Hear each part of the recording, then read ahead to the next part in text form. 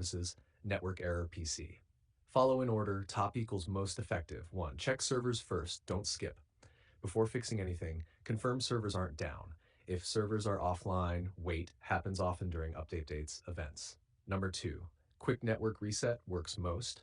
Restart everything, PC, router, wait 2-3 minutes. Number 3. Disable VPN proxy, critical. COD often blocks or breaks connections with VPNs. Turn off VPN apps, proxy, Windows settings, network, proxy off.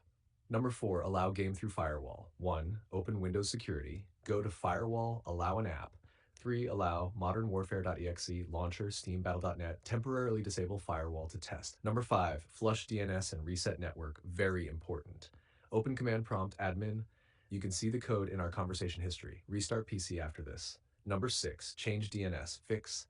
Set manual DNS, preferred 8.88.8, alternate 8.84.4. Steps. Network settings adapter, IPv4, manual DNS. Number 7, scan and repair game files on Steam, verify integrity, battle.net, scan and repair. Number 8, sign out and back in, fix auth issues, log out from launcher, restart, log in again. Number 9, sync date and time, underrated fix.